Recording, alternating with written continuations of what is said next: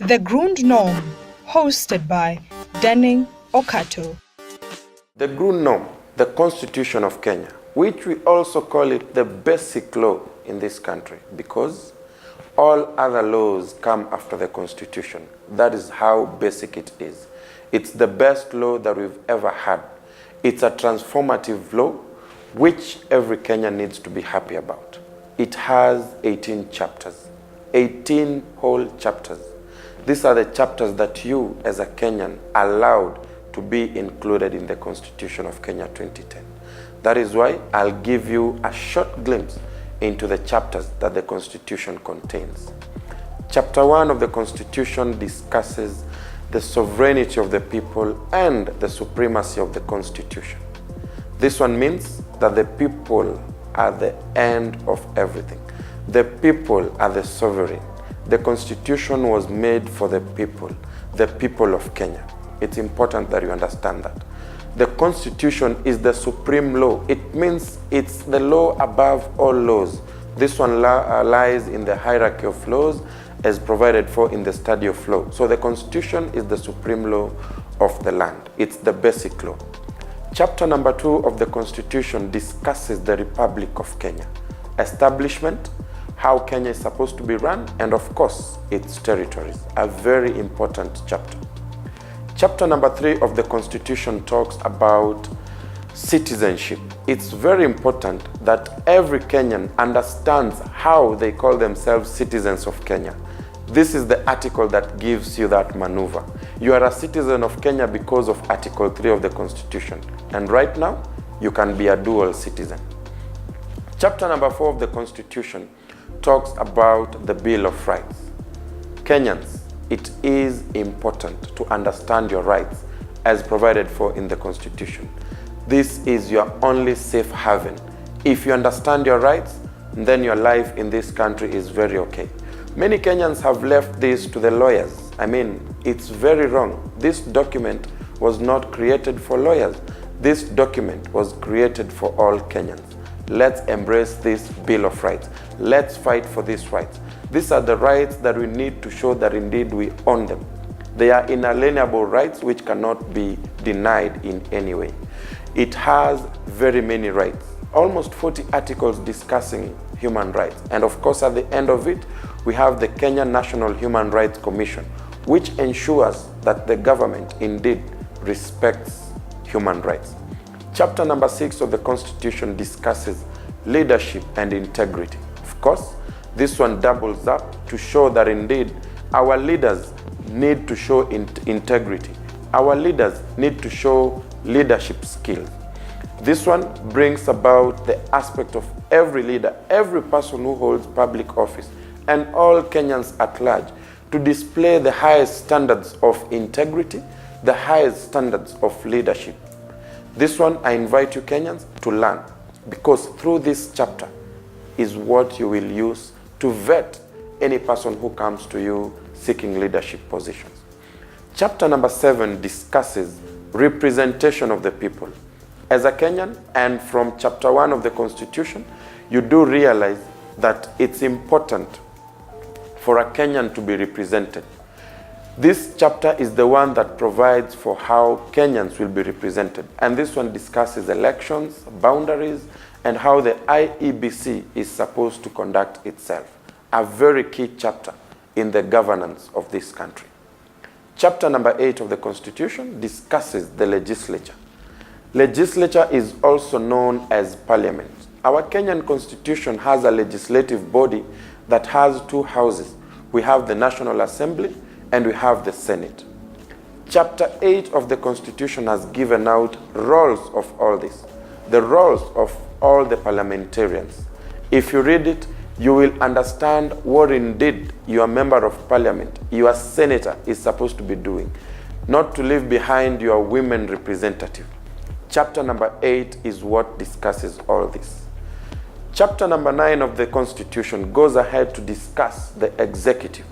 This is the arm of government that does the execution of the laws or the implementation of the laws that have been passed by Parliament. The executive comprises of the President, the Deputy President, the cabinet, the principal secretaries. Also, it provides for the office of the Attorney General and also the office of the Director of Public Prosecutions. All these office holders have a role to play. And you know very well, this is what normally media calls it the government. The executive is the basis of the government. That is why it's important to understand what indeed are the functions of your president, what indeed are the functions of your deputy president, what indeed are the roles and functions of cabinet secretaries, etc. It is also not worthy noting that the president can be removed, and that's why you need to know how the president can be removed from office, and also how the president can be impeached. All these procedures are provided for under Chapter 9 of the Constitution. We go ahead to Chapter 10 of the Constitution, which discusses the judiciary. This is the arm of government that interprets the law that has been passed by Parliament. Now, the judiciary is headed, or rather presided over, by the Chief Justice, who also doubles up as the President of the Supreme Court of Kenya. You will realize from Chapter 10 of the Constitution, we have different types of courts. We have different types of judicial officers. We have superior courts and we have subordinate courts. We have judges, we have magistrates, and we have chairpersons of tribunals. And we also have the kati. It is imperative upon you as a Kenyan citizen to realize that indeed Kenya has a robust judiciary, which you need to understand, because every day when someone does wrong to you, let's meet in court.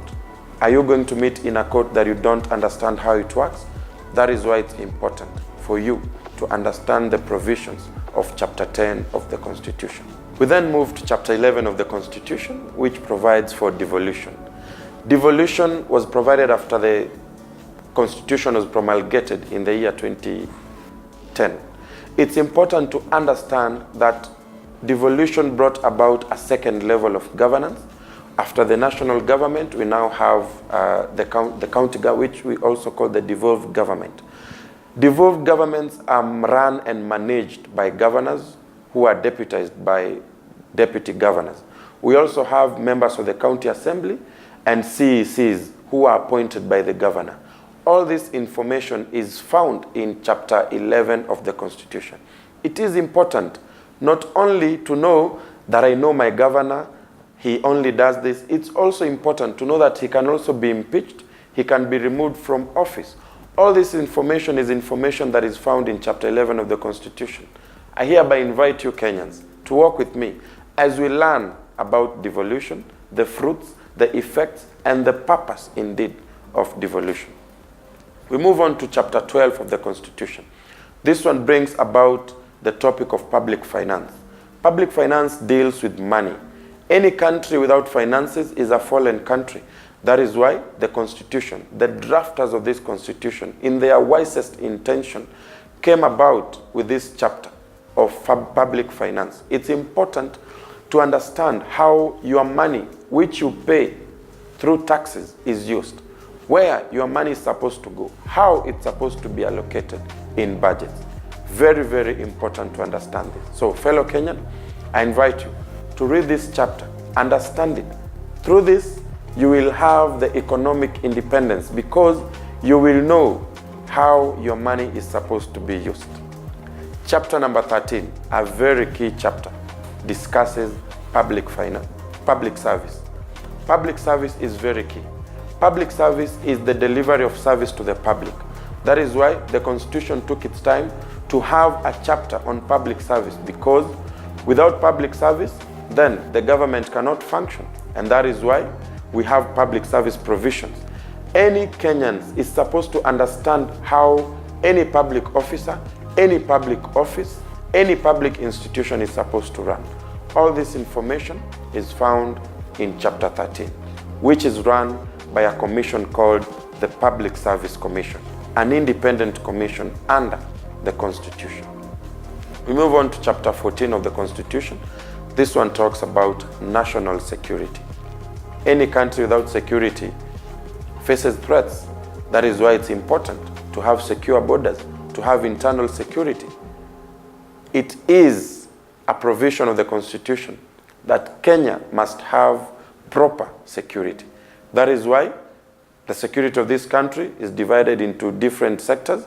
We have the Kenya Defense Forces, which of course protect this country from external conflicts and protect our borders from other countries which are enemies. We have the National Police Service, which of course works internally. It deals with the internal security, which is headed by the Inspector General of Police. And also we have the National Intelligence Service. This is a very critical organization in regards to the security of this country. All this information is found in Chapter 14 of the Constitution. From appointment to recruitment to the National Police Service Commission, which is also an independent commission under the Constitution of Kenya. We move on to Chapter 15 of the Constitution of Kenya, which provides for independent offices and commissions. Just to name but a few, the independent commissions are the Judicial Service Commission, the Teacher Service Commission, the National Police Service Commission, amongst others. In regards to the independent offices, we have the Office of the Auditor General and we have the Office of the Control of Budget. These are offices who are not under any authority or direction from anyone. They act independently. For you to understand more of their functions, you need to read Chapter 15. It has all the information on the roles of these independent commissions, independent offices, because they play a very critical role when it comes to governance in this country. We move on to Chapter 16 of the Constitution, which provides for amendment of the Constitution. You will realize that for you to amend the Constitution, we have specific procedures. Right now, there is a very heated debate in regards to amendment of the Constitution. Do you know the procedure? Do you understand the ways in which the Constitution can be amended? We need to read Chapter 16 of the Constitution. We have the popular initiative and we have the parliamentary initiative. All those procedures are found in Chapter 16 of the Constitution. Chapter 17 of the Constitution provides for general provisions of the Constitution. General provisions are in regards to the interpretation of the Constitution and any other thing that touches on how the Constitution is supposed to be managed, in regards also including enforcement of the Constitution. That is Chapter 17. Chapter 18 provides for transitional consequences. How will the Constitution transition from the old Constitution to the new Constitution? All this has been sorted out year after year, and we are seeing the Constitution gaining momentum. It's now 8 years since it was promulgated, and that is why we need to understand its effects as at now. We need to take stock of the Constitution as at now. We also have schedules to the Constitution. The Constitution has 6 schedules, which we shall look at them later on. But to mention just but a few, we have Schedule 4 of the Constitution, which discusses functions of the county government and functions of the national government. We have Schedule 1, which discusses counties. We have Schedule 5, which discusses the timelines in which Parliament is supposed to pass certain laws, amongst other schedules, which we will look at them later. Fellow Kenyans, as I told you earlier on, the Grund norm has come to help us. Not to help you only, but also to help me. It's time not only to look at lawyers to be protectors of the law. All of us are protectors of the law. Protection of the law, as provided for in the Constitution, starts with me and you. And this one can only happen if you and I understand the provisions of this precious document. I call it precious because it is the Grund norm, the basic norm, the basic law. Please, let's take our time to learn and understand the Constitution. I hope we will put an end to this talk of ignorance of the law. Most of them say, mimi sijali, mimi si wakili. Time has come for us to put an end to that. I thank you very much. Let's unite next time. Let's listen in for the next topics as we delve deeper into the exact and specific provisions of the Constitution. Once again, my name is Denning Okato.